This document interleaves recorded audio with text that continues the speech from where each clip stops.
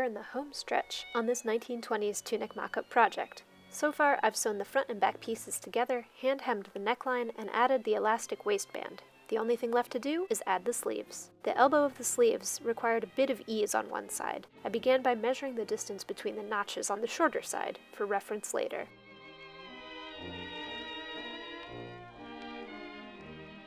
Since I'm working with a 3/8 of an inch seam allowance, I ran 2 lines of basting stitches.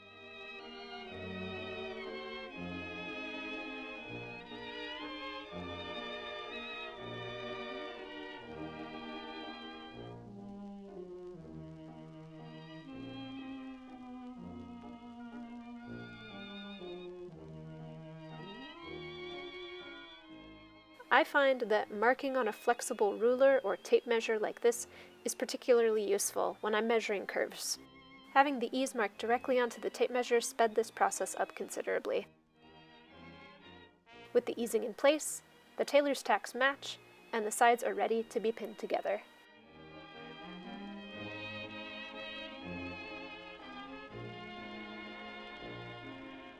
The sewing happened off camera this time, but here's the result: a nicely eased elbow. My tailor's tacks showed through the seam a bit, so I took a few moments to remove them.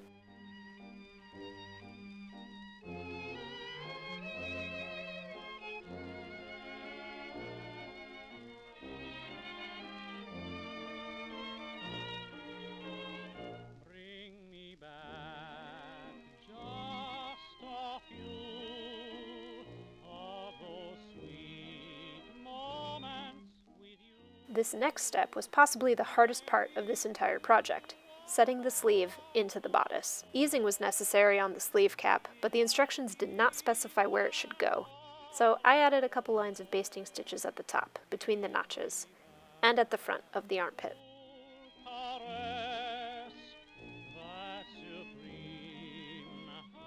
I'm not sure why I thought this was a good idea at the time, but instead of measuring and tightening the ease first, this time I pinned the sleeve into its corresponding tailor tacks on the bodice, and then eased in place to fit.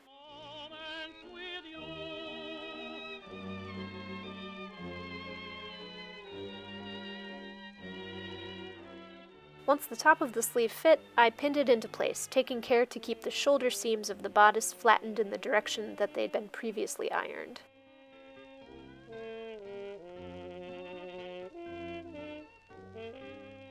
This method did work, but it probably took longer than it could have. I'm also not fond of how much easing I had to do in the short distance at the front of the armpit.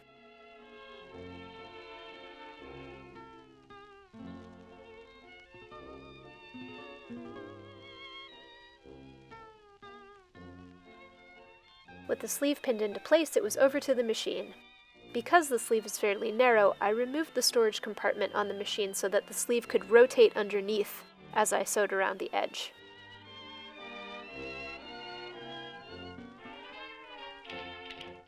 Unfortunately, I still managed to accidentally fold over and sew through the shoulder of the sleeve. Thankfully, only a few inches of stitches needed unpicking, and the mistake was remedied quickly. When will I learn not to sew in the dark?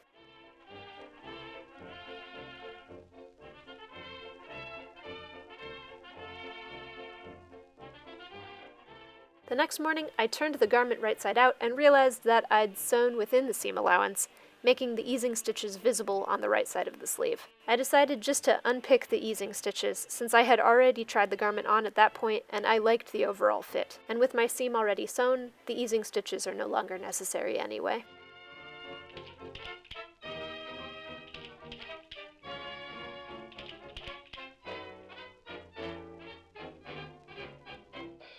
A tunic with sleeves. Hooray. Time to do some sleeve hemming. First, I fold the hem while wearing the piece to decide how long I wanted the sleeves to be.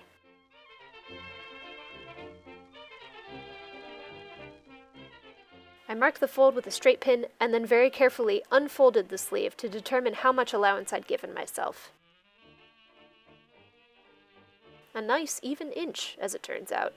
I began the hem by marking the inch seam allowance on the wrong side of the fabric. Then, because the sleeves are tapered, I unpicked the side seam to that 1-inch mark. If I'd left the seam intact, the hem would have puckered because the bottom of the sleeve is narrower than the point at which it would be tacked down.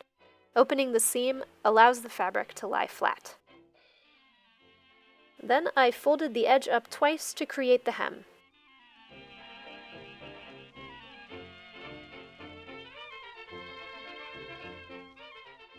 With some help from my trusty ruler, I pinned the seam into place.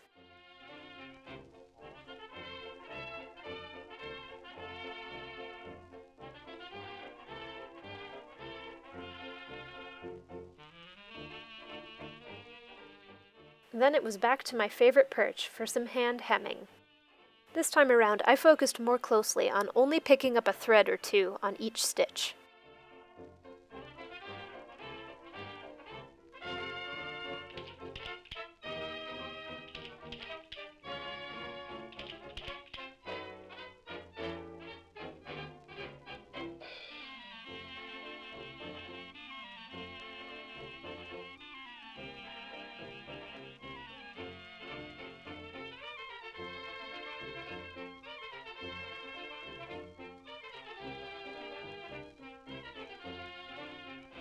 On a sunny day you stole away with love's refrain.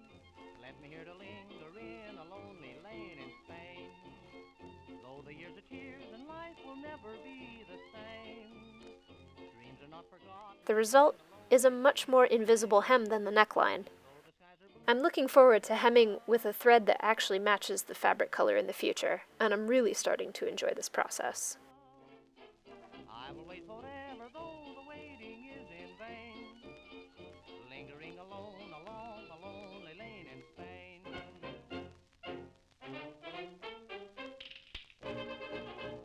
I declare this tunic mock-up complete. I learned so much from working on this mock-up project. I learned about tailor's tacks, I learned how to hand hem seams, I'd never done that before. I got better at easing things, and that was potentially the first set of sleeves I've ever actually done. So I learned how to do sleeves. I also learned that just because a pattern doesn't have very many instructions does not mean that it's easier. And so I have decided not to make the tunic in real life out of nice fabric. And I have a few reasons why. I am not sure if my decisions regarding the depth of the neckline and the location of the waistband are technically period accurate. I would need to make or buy a slip dress that would go underneath the tunic, which I assume women of the period just had slip dresses. It was probably a staple in the way that jeans are a staple now. So I would have to do the extra work of going out and buying one or making one. The other thing about this garment that I'm not sure about is the length of the hem. It looks in the illustrations like it ought to be at about calf length, but if I put a hem on this mock-up as it is right now, it would end up being about knee length. And I'm just not sure if that's correct or not. I could, of course, edit the pattern to make it a little bit longer, but that still seems a bit outside of my skill set at this point, and honestly, it's not work that I feel comfortable doing. The neckline, even if I was 100% sure that I got it right, was really hard because of the V at the bottom. Like, I'm not really sure how I was supposed to sew that in order to get it to lay flat and look professional. And that's almost certainly because my sewing skills are not up to the task. But I need to get this done by January, and I don't think I'm going to improve that much by then. So I'm just going to take the loss on this one and move on. Instead, I'm going to be making the dress that came with this pattern. I'm really excited about this dress pattern for a few reasons. It seems to have less guesswork overall. There's no desired waistline, and the neckline is very specific in where it's supposed to be and how. The instructions in general seem to be more concrete. The dress pattern includes a couple of box pleats, which I've never done before and I'm really excited to try for the first time. And it won't require any visible extras like the slip dress that would be required for the tunic. Although I will have to buy shoes at some point. The other reason that I'm excited about it is that I've actually already started on it. Thanks to movie magic, and not thanks to how long it takes me to edit these videos, I have been working on more than one project at once. And in fact, you can actually see how far I've gotten in this video right now. As for the tunic, It was a really great way for me to dip my toes into working with a reproduced vintage pattern for the first time. The pattern itself was absolutely excellent. The quality was phenomenal. I just don't think that my sewing skills were quite up to the task of this tunic. Check back next week for the first episode of my 1920s dress mock-up project. See you then!